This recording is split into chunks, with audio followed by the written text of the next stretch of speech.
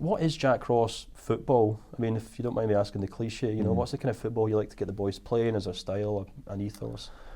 I think it's a good question, because I think it's a question that is posed probably to more managers nowadays, and I think there was a while whereby we became obsessed with the word philosophy, and every young coach or manager believed that they had their own style of playing. I think that the emergence of the success of Barcelona and the Guardiola year in particular ruined the game slightly. I mean that in the nicest possible way, because there almost became an obsession with replicating that style of football, which isn't possible.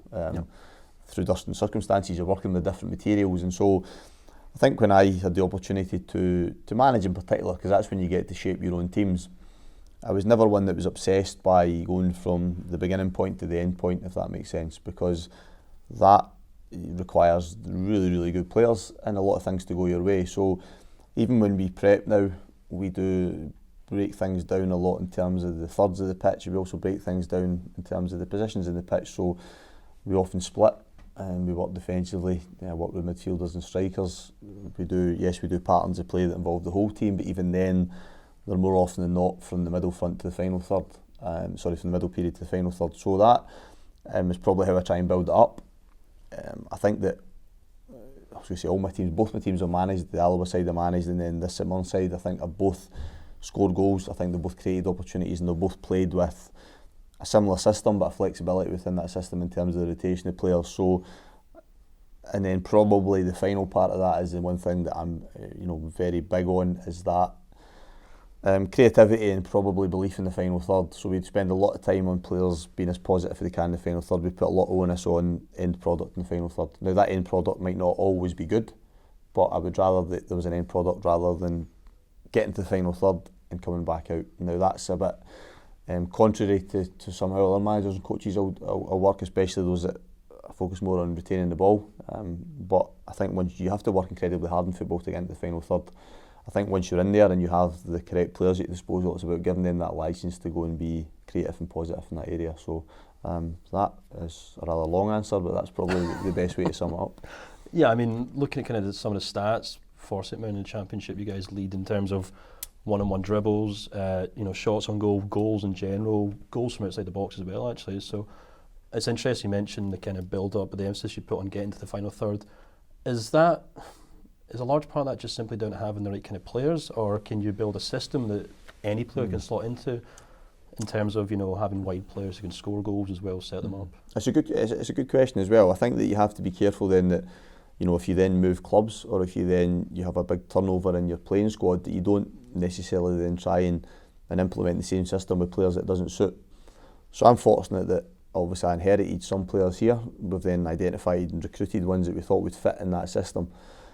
And that will probably be the model at the moment going forward, because it's been successful for us. Now that could change depending on where we are and what challenges we face, but at the moment it's certainly been about having players that fit and can play that way. So most of our players are middle to front, are dynamic, are comfortable in one-on-one situations, and their finishing, I think they had good core attributes to their finishing, but we spend quite a lot of time working on finishing patterns, and we do a lot. It's interesting seeing about goals from outside the box. We spend a lot of time finishing drills probably from 17, 16 yards inwards, because the bulk of our goals will obviously be scored from that range. Now doesn't make you the most popular with goalkeepers, because they want to face shots from 25 yards out, but equally for them it's realistic, because they'll face more shots from in and around those areas. So I think that repetition and that continuous action of doing it from that area, from hitting the back of the net from that area, I think is reflective. And then those players, Lewis, Cammy Smith, Gavin Riley, how often they hit the back of the net now. So there is I mentioned about being a big sports fan, that I often look at golf and say, well, the best golfer in the world goes out on the range before he tees off at the first hole.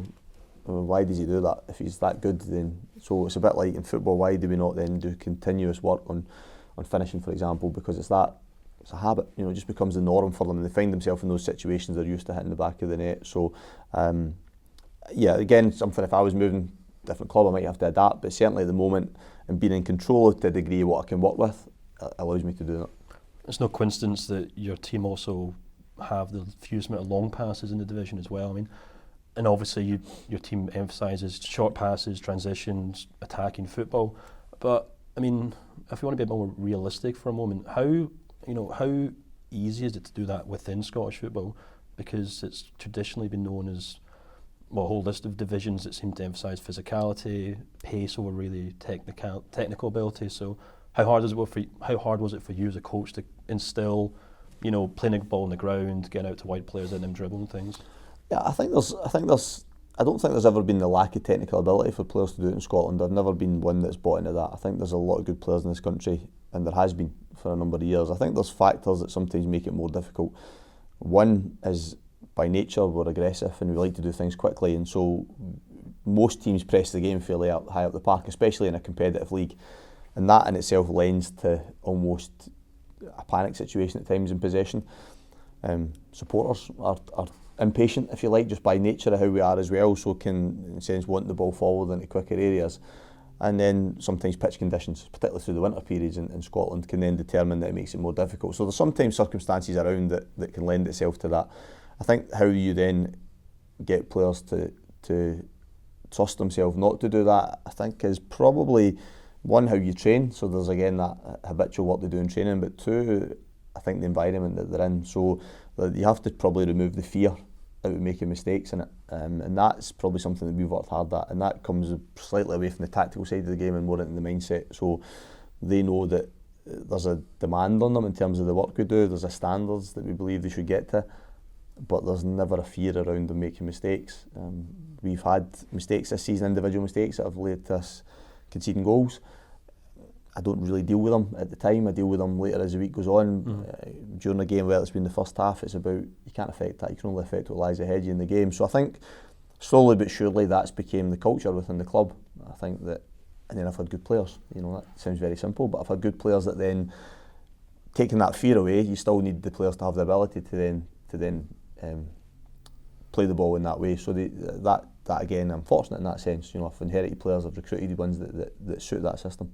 It's interesting you mentioned the word culture. I mean, I've read that in Brazil, for example, fans boo when the ball goes out for a corner. In Spain, they boo when you lose the ball. In Scotland, they applaud when you go through somebody. I mean, so how much of it is a case of, coaches like yourself who are trying to play a certain way are almost pushing back against the perceived culture? And do you find yourself maybe rolling your eyes maybe if you're trying to play a certain way but the fans demand something else at times? Yeah, I understand it, because I've been a football fan since I was a very young kid, and so I've watched games and probably got frustrated myself at times. I think then, having been involved in the game a long time professionally now, has probably changed my viewpoint on it. I don't think it'll ever change, because I think it is our culture as a nation. And you mentioned other countries where they get similar but different problems. Yeah. And there'll probably be the same argument labelled at them that then in Spain should be less possession based and so on. So no, I don't think it'll ever change. I don't think you'll find a sport that you'll appease every supporter every time in terms of the manner in which you're playing in. Even here, for example, we have played all of this season without really, John Sutton's played occasionally, but without really a physical player in a forward area. And there may have been occasions where supporters would have said we needed that, and there may have been occasions when they're right, because perhaps we would have needed it in some occasions. So it's that fine balance, because sometimes I'll be wrong and supporters will be right. I'm happy to admit that. One of the interesting things I find as well is that the style of football you play, to me, doesn't really seem like it's conducive to the kind of way you've came through as a coach. First obviously at Dumbarton, where you came through as a caretaker coach, you took over there, and at Alloa as well. It's almost like every job you've moved into, you've been, if you let me say, been asked to put out fires, and you've asked to maybe turn things around very quickly. Would that not mean a coach is maybe more pragmatic, is more interested in simply getting the ball at the park? Would have made things easier for you?